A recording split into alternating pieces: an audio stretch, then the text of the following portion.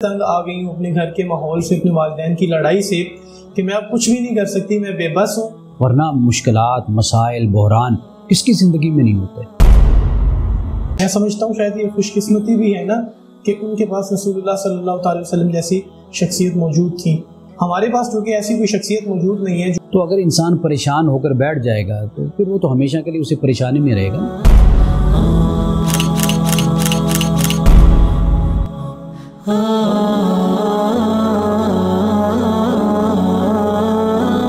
مجھے آج ایک لڑکی کا میسج آیا جو کہہ رہی تھی کہ میں CSS کی تیاری کر رہی ہوں اور بہت اچھی سے میں محنت کر رہی ہوں، میری کوشش ہے کہ میں اپنے فائنینشلی حالات بھی بہتر کر سکوں۔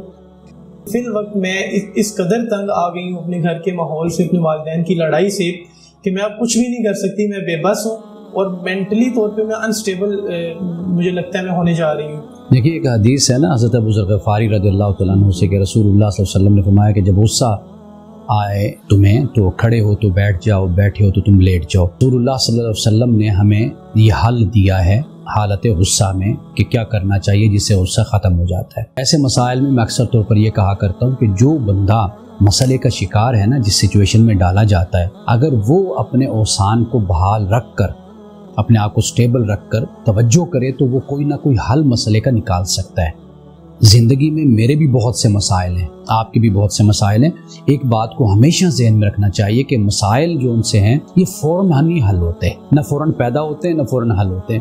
مسائل ہمیشہ تدریجی طور پر حل ہوتے ہیں۔ کامیاب انسان وہی ہوتا ہے اپنی زندگی کے ماضی پہ جب نظر ڈالتا ہے تو اسے نظر یہ آتا ہے کہ یار میں نے ترقی کی ہے، بہرحال کچھ نہ کچھ میں نے اپنے مسائل کو حل کیا ہے۔ اس بچی سے آپ یہی بات کہیں کہ آپ اپنی زندگی پر نظر ڈالیں، آپ اپنے آپ کو سٹیبل رکھیں، اپنے اوسان کو بحال رکھیں۔ اس مشکل سے کیسے نکلیں گے؟ مثال کے طور پر آپ دریا میں ہیں تو آپ اپنے آپ کو لہروں کے سپرد کر دیں تو آپ کنارے پہ پہنچ جائیں گے۔ واضح بات ہے کہ آپ کو اگینسٹ دا کرنٹ جو انسا ہے، لہروں کے مقابلے میں آپ کو ہاتھ پاؤں تو مارنے نا، آپ ہاتھ پاؤں ماریں۔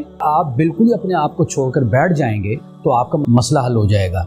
نہ کرنے سے تو امکان بھی ختم ہو جاتا ہے نا۔ اس لیے میں ذاتی طور پہ یہ کہتا ہوں کہ جو شخص جس مسئلے میں ڈالا جاتا ہے اسے دو کام ضرور ذہن میں رکھنے چاہیے۔ ایک تو یہ ہے کہ وہ اپنے اوسان کو بحال رکھے، جرت کے ساتھ مرد بحران بنے، ایک تو یہ چیز ہوگی۔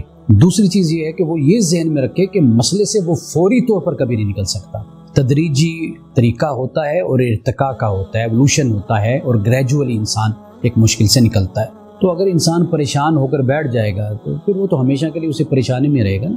لوگ ایسا کرتے ہیں اس لیے پھر وہ ہمیشہ پریشانی کے ساتھ لگے رہتے ہیں۔ ورنہ مشکلات، مسائل، بحران کس کی زندگی میں نہیں ہوتے؟ کیا آپ کی زندگی میں نہیں ہے؟ کیا میری زندگی میں نہیں ہے؟ سب کی زندگی میں ہوتے ہیں۔ کچھ لوگ ہوتے ہیں وہ اوور کم کر لیتے ہیں۔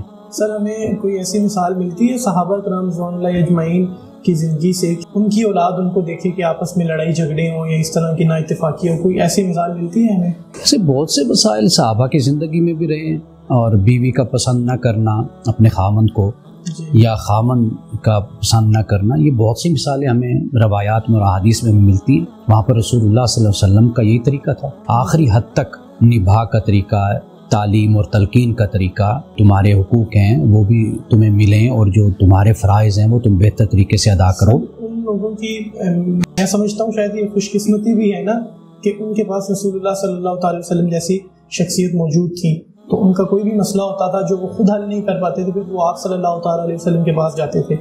ہمارے پاس چونکہ ایسی کوئی شخصیت موجود نہیں ہے جو متفق ہو تاکہ ہم ان کے پاس جائیں۔ اور دیکھیں یہ جو باتیں ہوتی ہیں نا یہ خیالی سی باتیں ہیں، اس میں تو کوئی شک نہیں آپ علیہ الصلوۃ والسلام کا زمانہ، آپ کی ہستی، آپ کی ذات اقدس یہ سب سے بلند ہے، اس میں کوئی شک نہیں ہے۔ لیکن بات یہ ہے قرآن پاک تو ہمارے پاس موجود ہے نا قیامت تک کے لیے۔ قرآن پاک نے ہمیں یہ بتایا ہے کہ اگر آپس میں شقاق کا، علیحدگی کا یا بہت زیادہ اختلاف کا اگر ڈر ہے، دونوں طرف سے حکم مقرر کر لیے جاتے ہیں، مرد کی طرف سے بھی عورت کی طرف سے۔ پہلے تو دونوں آپس میں کوشش کرتے ہیں، پھر اس کے بعد یہ ہوتا ہے کہ حکم مقرر ہو جاتے ہیں ثالث، وہ کوشش یہی کرتے ہیں کہ ان کی صلح آپس میں ہو جائے، اگر نہیں ہوتی تو پھر علیحدگی کروا دی جاتی ہے۔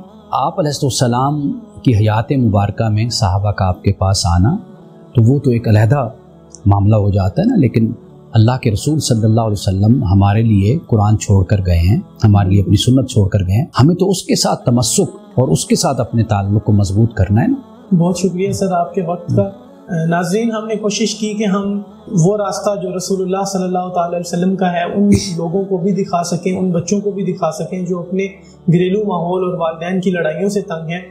آپ کے سوالات ہوں تو آپ وہ بھی پوچھ سکتے ہیں، انشاءاللہ ہم پھر کبھی ان کو شامل کریں گے۔ ابھی تک اجازت دیجیے، اللہ حافظ۔